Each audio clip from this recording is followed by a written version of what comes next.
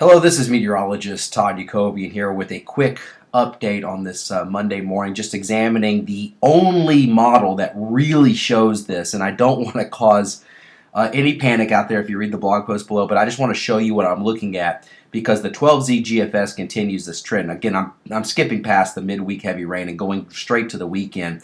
And let me show you what you're looking at here midnight on Sunday. This is the Arctic front right here.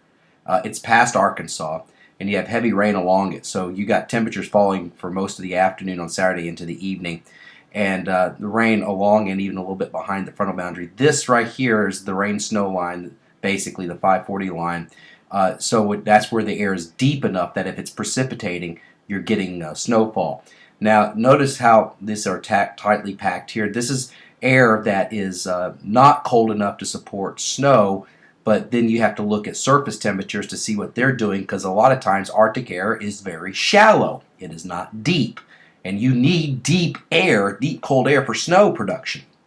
But if you have shallow Arctic air that only extends a few hundred feet up or 1,000 or 2,000 feet up, then you're talking about the possibility of ice, so freezing rain and or sleet.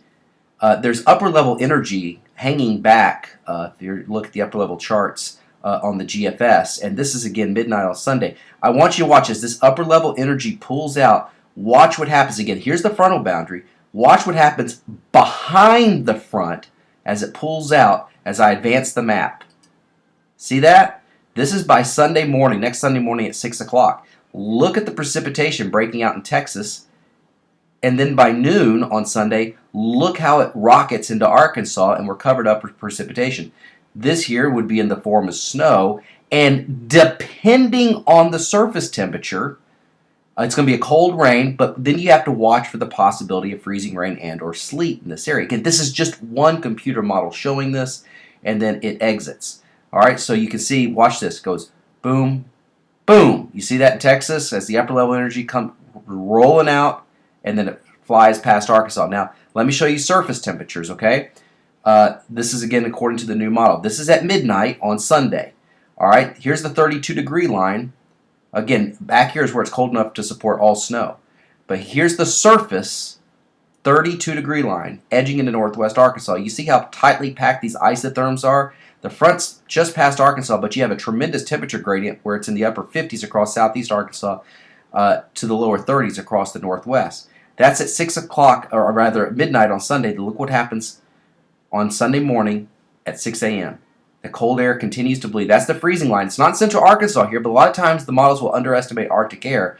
But it looks like it may get hung up in the Ozarks. That's a possibility. And you can see that how the Ozarks may actually hold up the very cold Arctic air. And so this is the area of the state, according to the GFS, that we have the most concern about across north central and to west central Arkansas. That's at noon on Wednesday. And as the day progresses, then it slowly that freezing line makes it even further into central Arkansas now. So it may be a case where this Arctic air, the necessary Arctic air that's cold enough to support any type of frozen precipitation, any wintry mix, could get held up by the Ozarks a little bit because it's so shallow.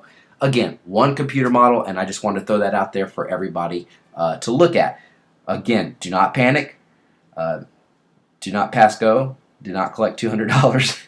And again, the Euro doesn't show anything like this, but I just want to show you the things that I'm looking at as we head through next weekend, because it does appear, regardless, colder air is on the horizon. I'll keep you updated here on the Arkansas Weather Blog. We are your ticket to big weather events.